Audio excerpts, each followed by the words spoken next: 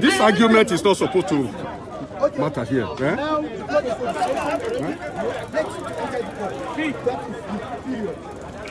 Eh? You are late to enter the court. You guys have a list of their No. We have a safety situation. It's not safety. Look at the situation. It's rowdy. It's rowdy. You are aware. You know. Wait. No, I'm down. You sure that will calm you down. Calm your people down also. There's nobody who is agitated. You are the only one who is agitated. No. I'm talking to you. And you know I'm talking to you. Where are you going, Nnamdi? Where are you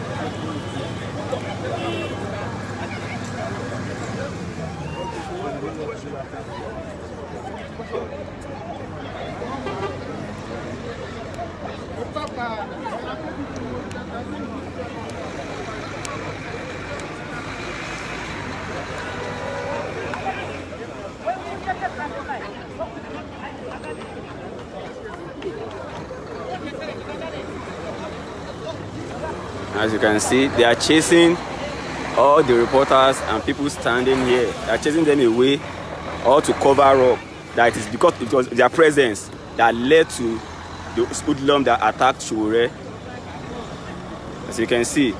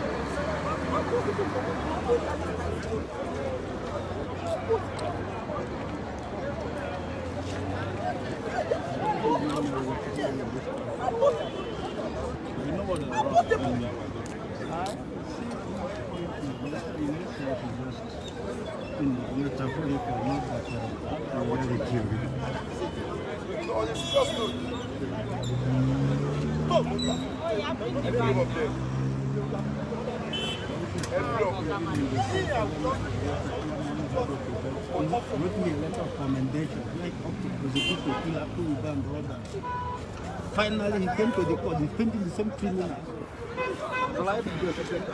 See, one thing an Nigerian should understand is this: when you don't know your rights, then you fall victim of it. Courtroom is not a private place. It is a public place whereby every citizen has the right to witness a court sitting, a court hearing. And that's what Shure has come to do here today with some other well-meaning Nigerians who are also been denied of entering the court premises.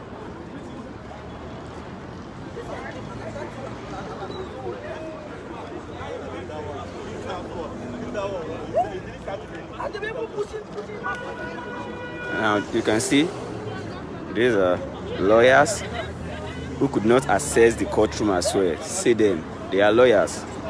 So asking that what is someone doing in court if he has a court hearing today or not is not a good question. The question should be, why are people being denied of entering a courtroom, which is meant to be a public place? One court. Can you hear that? Only in one court. There are 11 courts in the federal court. to the court is going to. Just another only lawyer. This guy should stay outside. That's all.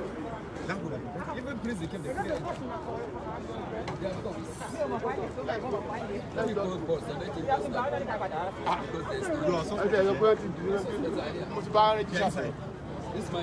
If government lawyer, they cannot go.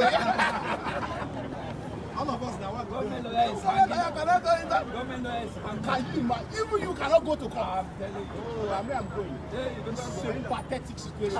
I will show them my authority. This is a shame, a national shame. So what sovereignty are you protecting? I will show them my authority. Lawyers cannot go enter court. They not allow me to go in. By the Republic of Ghana. Just heard from a lawyer who has been denied access into the courtroom as well. Because of the case of one person. In a civilized country, you will not even know that anything is happening here. In a civilized country, the trial will go on successfully and nobody will know that anything is happening around here. We are still operating to 18th century security. Where is this guy? It's not proper. And this is what happens when you allow criminals to be Chief Justice of the Federation. It's not proper. In a civilized country, you will not know that anything is happening here. You will not know.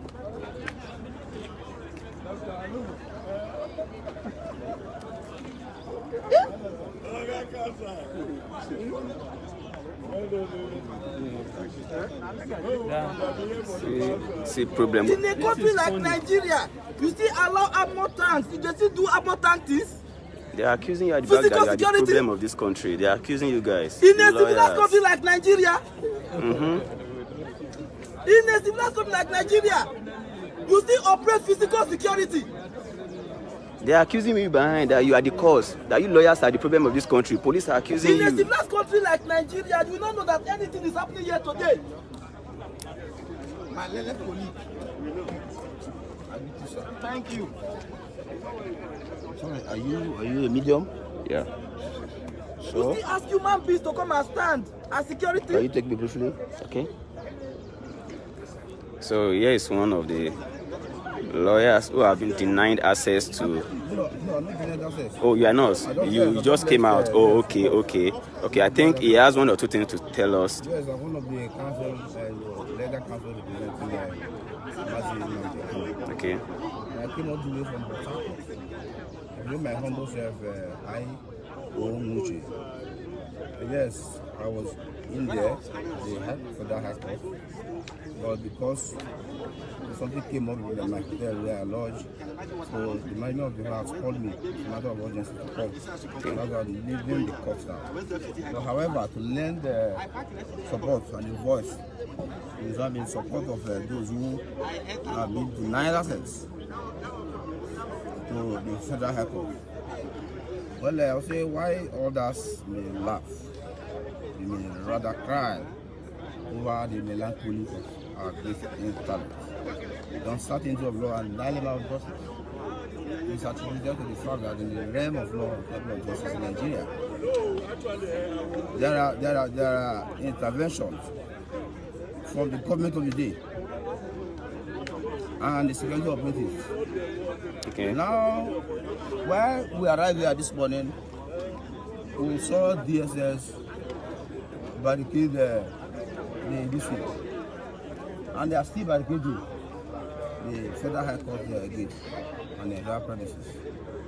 When I asked why, they said they got the order, an order from above to proceed. I said, who gave the order? Was it from the presidency, Mr. President himself, or Director of DSS? They didn't say anything. My Lord, sorry, Nigerians and the entire, universe. What is playing out here is that some who are holding guns, those who hold the gun, and intimidating those who are learned. So, when I asked, they didn't give me any answer. I said that order, wherever it has come from, cannot be above the right of counsel to appear in any court in Nigeria. As every lawyer, as lawyers and law, every lawyer or each lawyer has the right, the federal right, and we call it right of appearance, to appear in any court in Nigeria. And the same right, the same law that gives lawyers right of appearance to appear in any court in Nigeria. The cases of abuse of power in third world countries like totalitarian regimes, their agents and servants, leading to great loss of life, rights, resources, etc., too notorious to need repetition. Only few countries like Nigeria can count themselves lucky to have their judicial system, have a profile like our judicial system in the Supreme Court and the vanguard, protecting ordinary citizens from abuse of power at the high and mighty government and from the tyranny of petty officials at the lowest level who make it their main purpose in life to see that the day-to-day existence is as pleasant as possible to all those who come official contact with them. So what we explain here is tyranny of petty officials of the DSS, executive lawlessness. So that's my take.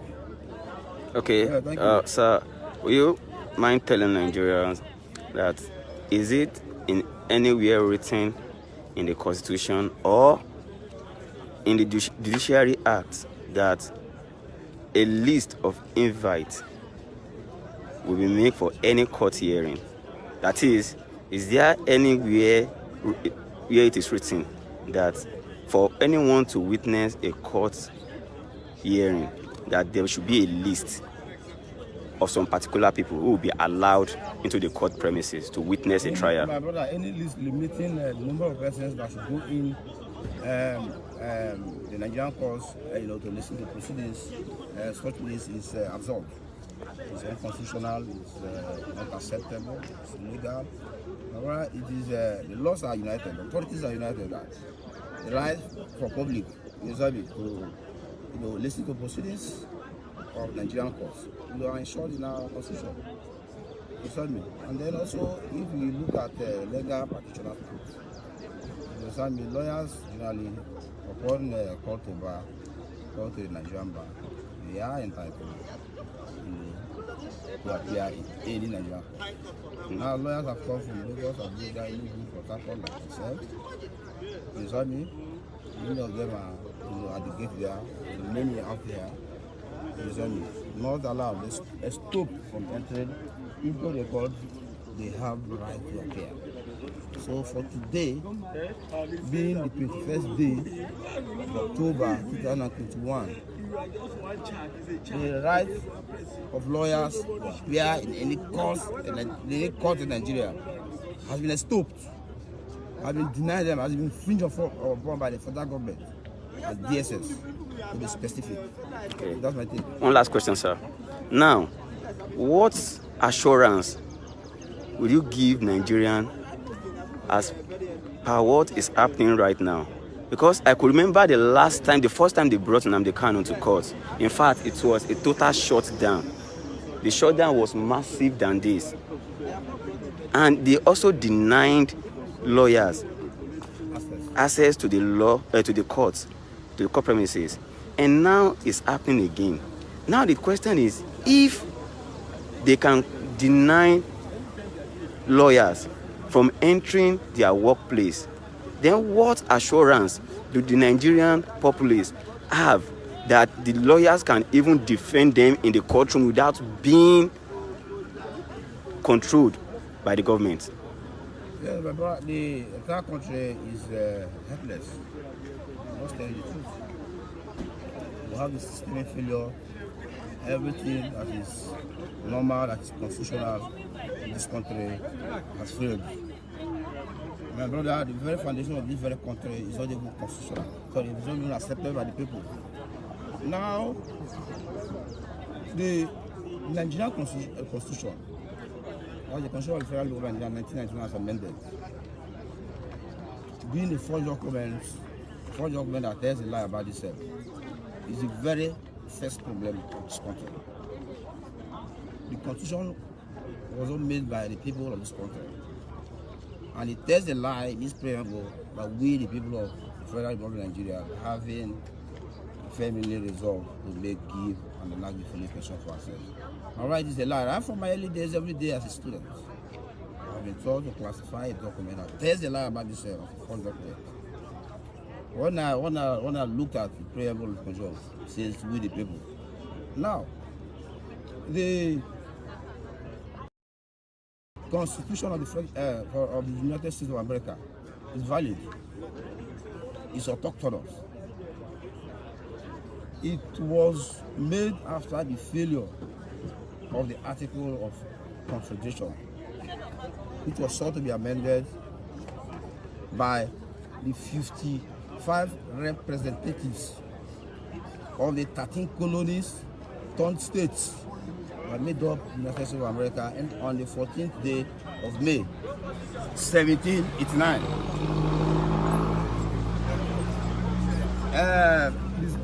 The Constitution was made on this year, in that year, and Confederate Congress ratified the state Constitution and became the Constitution today. But in our case, with the military government and people, persons and all that, to make generate a Constitution in Islamic to favor extension in Islamic, an instrument of manipulation. So our very problem in this country is that our union is illegal, our marriage is not acceptable, our constitution is a forged document that tells the lie about this. That's my thing. All right, thank you very much. What's the name once again? Well, I remember I almost said I owe Muche. I almost said you were Muche. Thank you very much, sir. Hello, sir. Like where? Which one would be done here? Sahara, are you sure? Yeah. I get the Just go to the page. newspaper. No.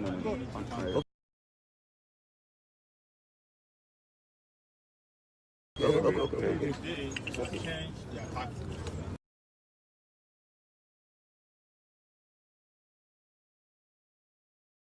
The tactic is to use third parties. Attacking my person with the hope of discouraging me. I would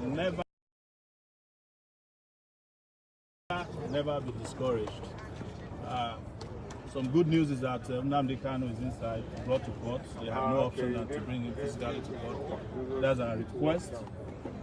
Terrible news is that I have not been allowed to go into the courtroom, and I have a right as a citizen of this country to witness any court trial, except if it is expressly said to be a closed or secret trial. So that is where we are right now. The policemen are all around, but as you know, they were aware of the attack. They encouraged it, and when it was over, they were pretending that nothing happened. So, just so that you know, I'm still here, and we'll be broadcasting to you live from the entrance of the Federal High Court here in Abuja, where we are witnessing the trial of Mazi Nnamdi Kanu, the leader of IPOB, indigenous people of Biafra. So that's what we are here to do. Nobody should be worried about me or my safety. This comes with the territory of the work that we have chosen and the cause that we are engaging in this country. This is what should be understood clearly and unambiguously. So I just want you guys to know why we are still here and why this might drag on a little bit. They may not be happy about what we are doing, but they are not meant to be happy when they are oppressing the majority of their countrymen and women, when they are protecting regimes that are bringing about hardship, hunger, oppression, and the suppression of voices who are asking simple, fundamental questions of nationhood. if they are questioning and attacking people who ask that their dignities be preserved, or in cases where they have lost their dignities, that to be preserved or restored. That is all we are asking for in this country called Nigeria. And we are not the first set of people who have found ourselves in this situation and asked difficult questions. People before us have asked these questions and have suffered same fate. Probably you guys are aware that Martin Luther King Jr., when he was doing a book signing at the bookshop in Harlem, was stabbed close to his heart by someone they call a deranged woman. He almost died. But he survived at that point. Eventually, the state had to move. What you are seeing here is a mixture of cocktail of strategies used by the Nigerian state and other rogue states before it, and those ones are in existence now, to suppress people who do not allow them to carry out large-scale oppression and suppression of voices in their country. We are doing it peacefully, and we'll continue to do it peacefully. We don't have any other means. The most powerful weapon we have is our conscience. My conscience is my most powerful weapon, and I will never surrender and allow this to discourage, or any other thing to discourage me. Under the military, when Babangida was in power, I was detained several times. I was expelled from the University of Lagos twice. But eventually, the military was forced out of power. And Babangida today is practically wheelchair bound. The people who used to defend him in those days have all retired from the police and the armed forces. Some of them have died, but this country has continued. And when they left, we had the worst in the military. That was Sani Abacha. I cannot say that Sani Abacha is the worst. I think Buhari is the worst in the military.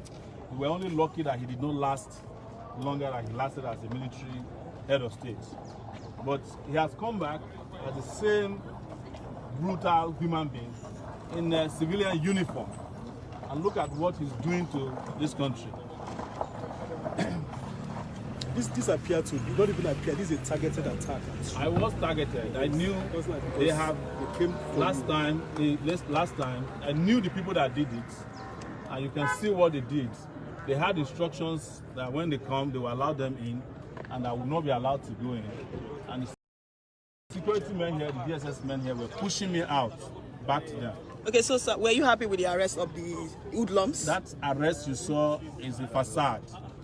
No arrest was made. They just trying to demonstrate some form of arrest because journalists here went into outrage.